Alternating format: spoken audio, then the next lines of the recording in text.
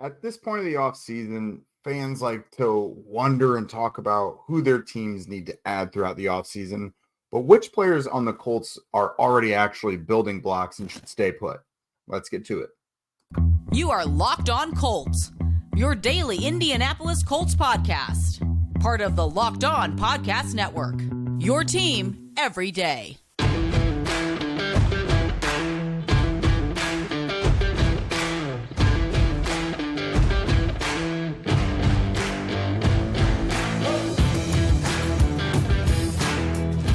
All right. Thanks for tuning in and making us your first listen of the day. This is your daily podcast covering your Indianapolis Colts, part of the Locked On Podcast Network, your team every day.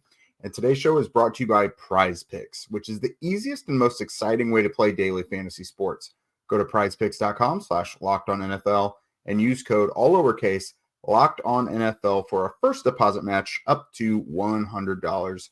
What is up, party people? I am Jake Arthur from horseshoehuddle.com. And today, a little lighter episode. This is actually one I want a lot of interaction between you guys in the comments, with each other, with us. Let's get chatting on this one because I think this will be a nice little fun debate, especially when you have to consider ranking people.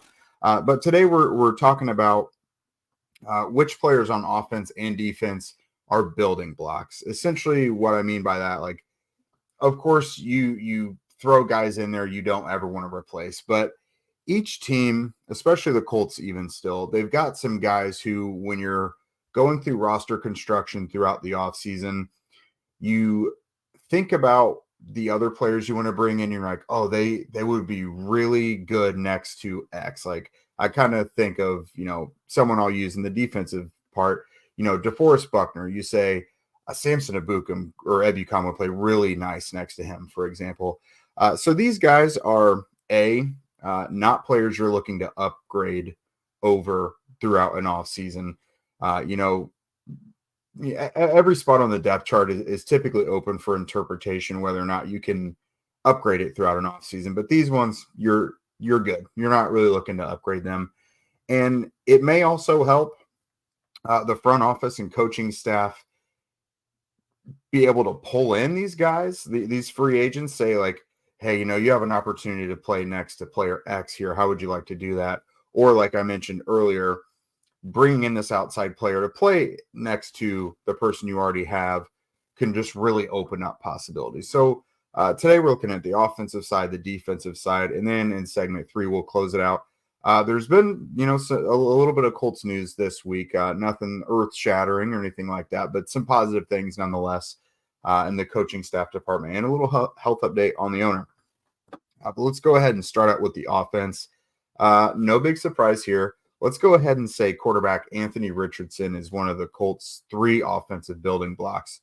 Now, obviously, a 4-game sample size is not enough to say this is the franchise guy. But I think when there's a big part of the fan base who I think, oddly enough, is looking for any reason for this rookie quarterback who runs a lot and has had a few injuries to not be the guy. It's weirdo behavior. I don't really understand it. But we've seen enough positive from Richardson where he is no doubt going to be the starter moving forward until something happens otherwise, essentially. This guy, the athleticism was as good as advertised, and the arm strength and arm talent was as good as advertised. We've seen him be very successful as a runner. He is the most successful rookie running quarterback for the Colts up until the point that he got hurt. So that was going to be no mystery there. His arm talent, all you got to do is look at one of those 4 games. Go look at the Rams game, and you can see him doing things that not every other quarterback in the NFL can do. But then just his abilities as a passer, he was a lot further along than a lot of us expected. Us too. I mean, Zach and I were very big proponents of bringing in Richardson this time last year, as the quarterback of the future.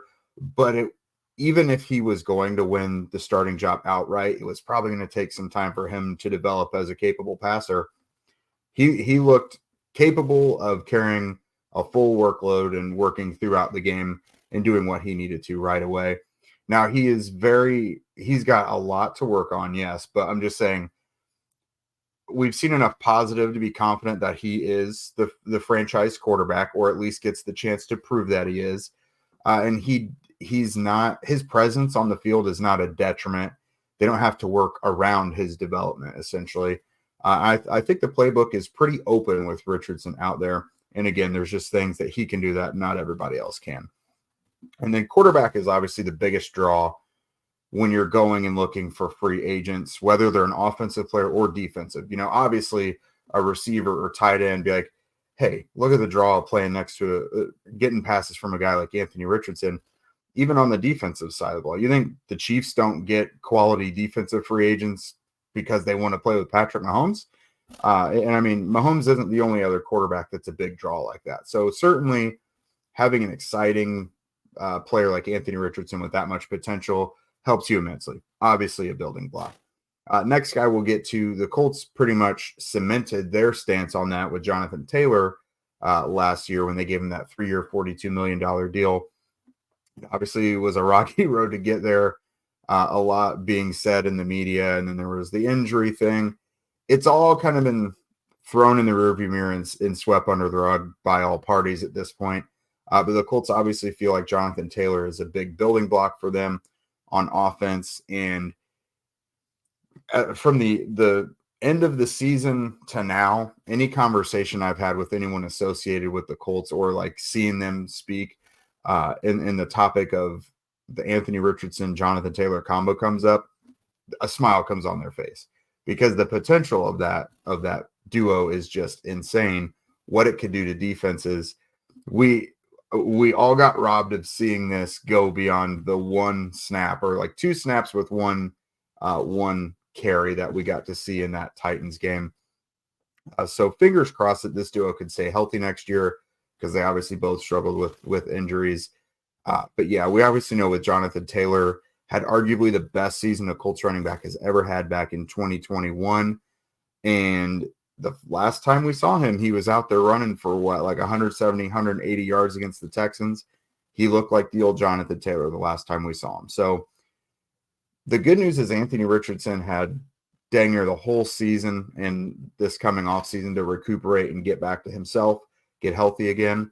It wasn't an injury that happened late in the year. And again, last time we saw Jonathan Taylor, he looked awesome. So there should be plenty of optimism moving forward. You're all set at quarterback and running back. No worries there. The sky is the limit as long as everyone stays healthy. Next up, because I'm going to try and focus in on 3 of these. As you guys know with me, there's always a lot of gray area, and I want to throw little footnotes in there. But Michael Pittman Jr., obviously the biggest free agent for the Colts this offseason. I just can't see a scenario where Pittman isn't with the Colts for at least this year. I think they're going to look to get something multi-year done, long-term. But I think the franchise tag is certainly an option for them if they want to extend those talks. So to the Colts' benefit, they're not one of those teams that I think uses the franchise tag to basically kidnap a player for a year. They use it how it's meant to be, and that's to extend the period of time you have to talk to a player to find a multi-year deal. And just the fact that the Colts don't really ever use it is kind of proof. Chris Ballard is not that type of GM either. Pat McAfee was the last one. I think, what was that, like 2011 or something? They used that on McAfee way back in the day, 2013, 2011, around then. So they'll use it, and then they lost a long-term deal like shortly after that. So if they use that for Pittman, I expect it to be used how it's supposed to. I don't just think they're kicking the can down the road for a year. I think they're legitimately going to try and lock him up long-term. It could be a 3-4 year deal. It's probably not going to be like a 5-year deal. I don't think a lot of players like to do that aren't quarterbacks, and I don't think a lot of teams really like to do that. Chris Ballard doesn't often sign guys beyond 3 or 4 years, those long-term deals. But with Pittman, I think like as long as they are not astronomically apart in Pittman's asking price and what the Colts would like to spend, I expect them to find some common ground and get something done. Pittman could hit the open market because, when we talked to him when the season ended, he discussed he wouldn't really be doing his due diligence not to see what was out there. But at the same time, I think he would love to come back to Indy and grow with Anthony Richardson, grow in his career and be the leader of, not only the Colts receiver room, but, one of the leaders of the offense, become a captain, things like that. So he's a free agent, but I just cannot. He's so important to the team. I mean, I think last time I wrote about it, he was like 27% of their pass targets last year for one guy. He's an enormous part of the offense, and I just cannot imagine them letting him go, because then if that happens, you have to find a replacement for that, and you don't have one already. Alec Pierce is not ready to be that. Josh Downs, I mean, he had a great rookie season, but we don't know that he's ready to do that yet. You have to bring Pittman back at the bare minimum for this 1 year on the franchise tag and work on bringing him back on a multi-year deal. And then I don't want to leave out the offensive line either. You could talk about any of these guys, Bernhard Raimann as the left tackle of the future, obviously. Quentin Nelson, he returned to looking like himself. Ryan Kelly, probably closer to the back half of his career. Braden Smith as well. But, these guys just absolute standouts on the offensive line. Raimann being kind of the younger star of the group, up-and-comer of the group. So you have to mention them as well. It's very fortunate for the Colts that the offensive line now for a year and a half has gotten back to being a big strength of the team. And the only free agents they have of the entire offensive line group, starters and depth, are Danny Pinter and Jack Anderson, who didn't play this year. So everyone is intact, and they can focus on bringing in maybe one or two more young pieces through the draft or free agency to really bolster the depth and make sure that they don't fall into any ruts. So coming up here in a second, we'll go ahead and talk about the defensive side of the ball. But first, it's time to pull out your Lucky Charm jersey and order your favorite apps and snacks on DoorDash, because it's Super Bowl time again. That's right, guys. At the end of this week, it is the Super Bowl. The Colts aren't in it, but that means you get to watch it without absolutely running through your fingernails and chewing them down to the bone. You don't have to watch nervously or anxiously because your team's not in it. We're used to that. It's fine. We're not talking about that. But why root for your team on an empty stomach? Order on DoorDash and save on football watch party favorites. Order pizza, wings, soda, burgers, or even just the buns on DoorDash and get it all delivered without missing the game. Or you can order chips, dips, nachos, everything you need to make your own nachos on DoorDash and get it all delivered without missing the game. Because we all have that one friend who is supposed to bring something to the pitch-in, or we mentioned the buns. He was supposed to bring ice, buns, whatever. Let's call him Dan. Dan is always forgetting everything. Sorry to all the Dans out there. But be Dan-proof. I mean, go ahead, order through DoorDash. You can get whatever you need off of there. No matter if you're in the boondocks, they've probably still got ample options for you. So be sure to not miss out on anything for the Super Bowl by getting DoorDash. And you can get 50% off up to a $10 value when you spend $15 or more on your first order when you download the DoorDash app and enter code LOCKED23. Subject to change, terms apply. Don't forget to use code LOCKED23 for 50% off up to a $10 value on your first order when you download the DoorDash app and spend $15 or more. Subject to change, terms apply. Also, we're talking about the Super Bowl. The big game is right around the corner. Prize Picks is the easiest and most exciting way to turn every game-changing moment into 100 times your money with as little as 4 correct picks. You can turn $10 into $1,000. And this offer expires after the big game, so make sure you latch onto that now. If Patrick Mahomes throws for more than 1 yard in the big game, you win on Prize Picks. That seems pretty likely, unless Bane, of course, shows up as the pregame show or to sing the national anthem, and then the Dark Knight Rises happens. Other than that, I really like your chances for Patrick Mahomes to get a yard. It's also demon time on Prize Picks, guys. You can now win up to 100 times your money with as little as 4 correct picks. Again, you can turn $10 into $1,000. Demons and Goblins are the newest and most exciting way to play at Prize Picks. Squares marked with red demons or green goblins get you different payouts. You can now win up to 100 times your money with as little as 4 correct picks, and there's really no better time to bet on all that stuff than the Super Bowl. Does all that seem like a lot? Yes, But I mean, exercise those demons and we'll find out how it goes. Prize Picks is really simple to play. I can make my picks and submit my entry in less than 60 seconds. And quick withdrawals and easy gameplay and an enormous selection of players and stat types are what makes Prize Picks the #1 daily fantasy sports app.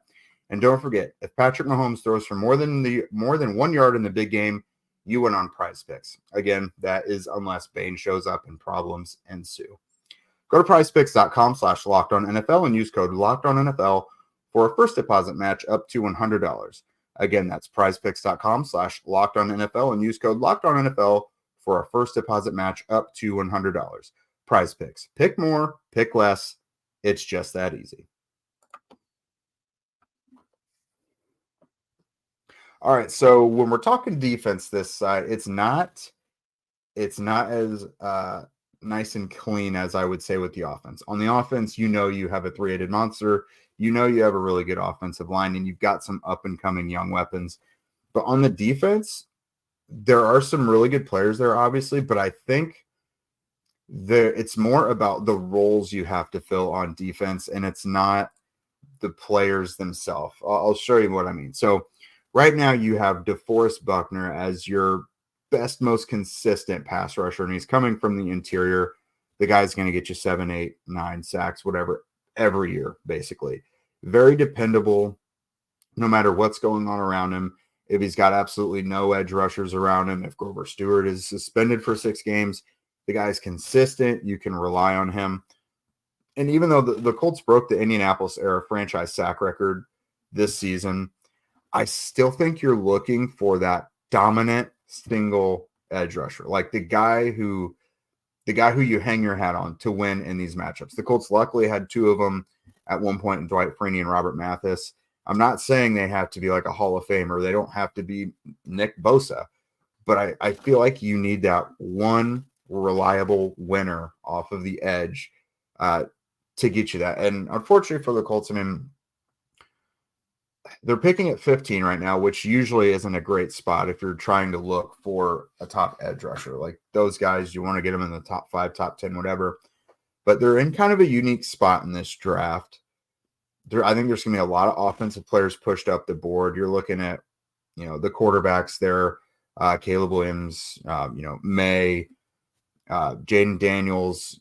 There's going to be 2 or 3 offensive tackles, maybe 3 wide receivers. Like there's a lot of offensive talent being shoved up the early part of the board, which leaves the Colts at 15 in a pretty good spot for what could come down the pike. There's a couple guys from Alabama they could look at. Laiatu Latu from UCLA. They're, the kid from Florida State, Jared Verse. There's several options they're going to have if they want to get that one-on-one winning edge rusher. That's a possibility for them. So Kwity Paye, I mean, could still develop into the type of guy like that. He's only, going into year number 4. Same with Dayo Dangbo. We've seen solid progression from each of those guys throughout their young career. Samson Ebukam had the best season of his career. But I don't think any of those guys yet are at the status where they cannot be upgraded over. So I think, again, even though the Colts broke their Indy era franchise sack record, there's just something missing from the pass rush. And I think it's consistency really more than anything, because what I said 2 weeks ago to you guys, I think it was, there was 4 games this year where they had 1 or fewer sacks, so 1 or 0. And the Colts lost 3 of those 4. The one they won was against the Titans team that was just not great. And then in those 3 losses, the opposing quarterback had a passer rating of like 111 on average. So there's a direct correlation between the Colts not getting to the quarterback and losing and the opposing quarterback kind of going off.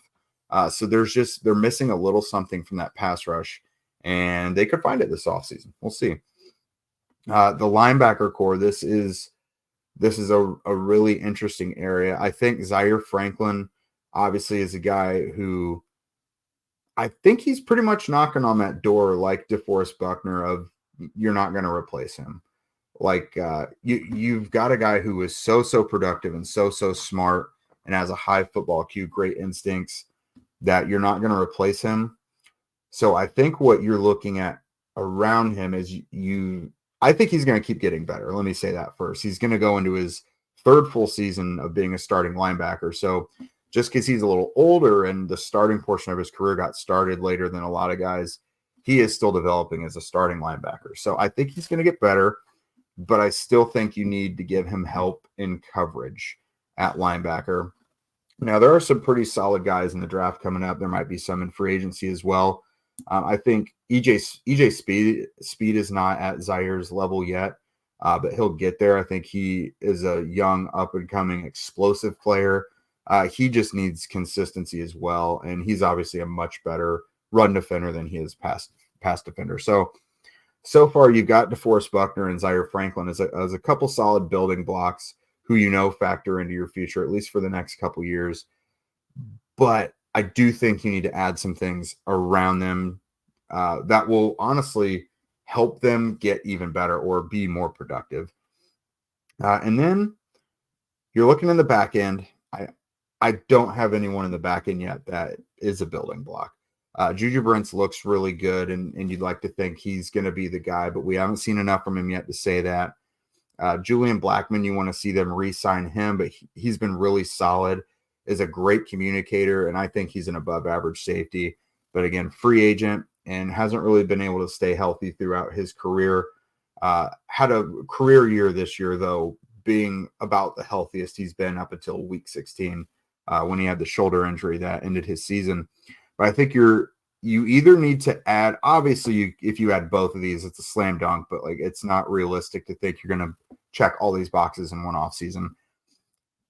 They either need to add a really good cover corner, someone, maybe a little more athletic or with a little more range and fluidity than Julius Brents, someone, who's able to take the ball away, kind of an island cornerback, put them on that side of the field and you just don't have to worry about it.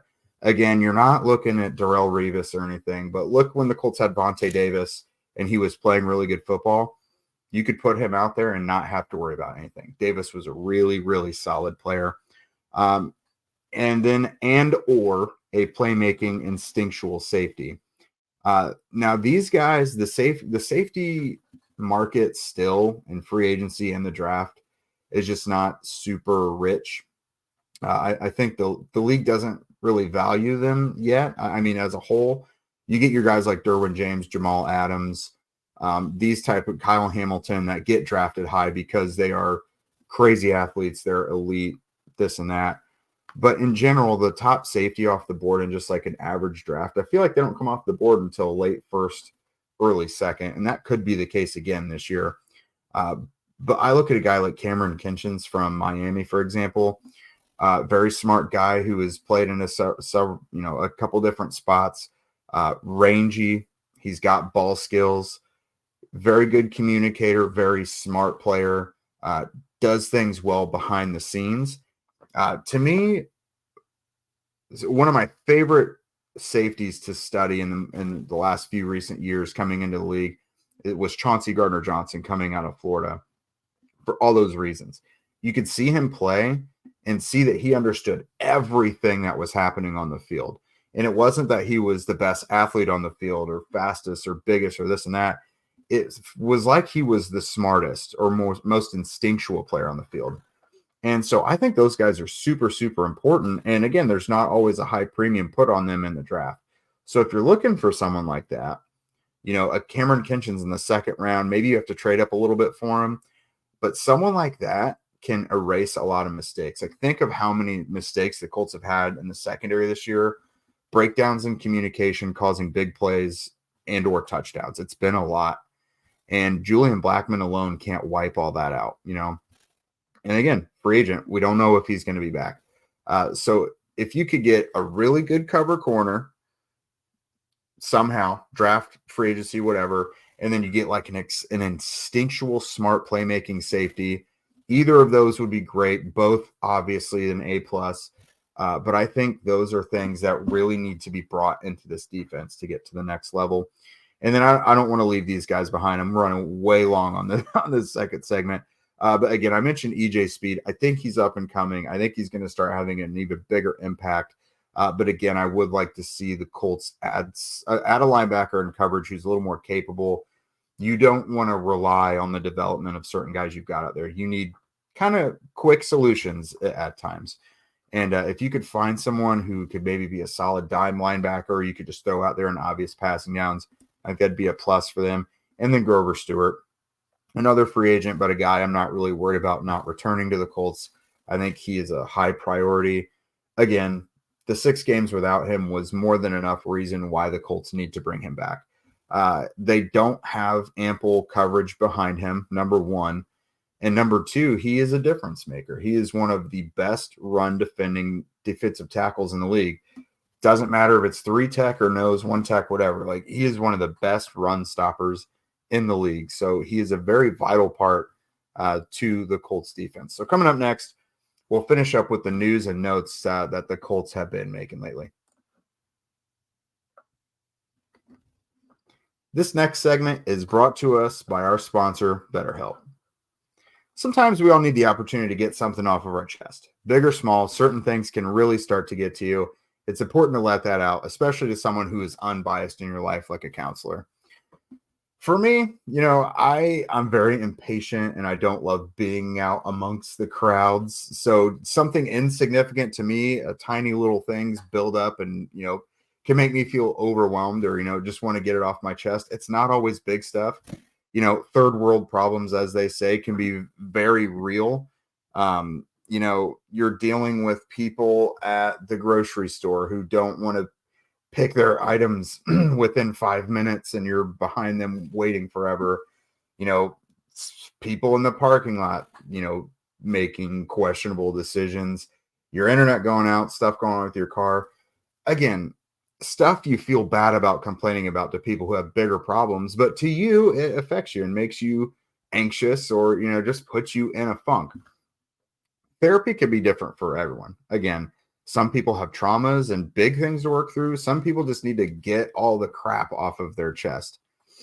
Again, most of us have bigger problems than our favorite sports teams and how they're doing, whatever.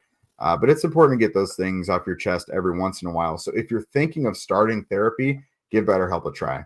It's entirely online, designed to be flexible and suited to your schedule, because that's another big thing, schedule flexibility. It's not all during banking hours. A lot of us have jobs and we have stuff going on during the day. So they have flexible hours and that's really helpful as well. Visit betterhelp.com/lockedon to get 10% off of your first month.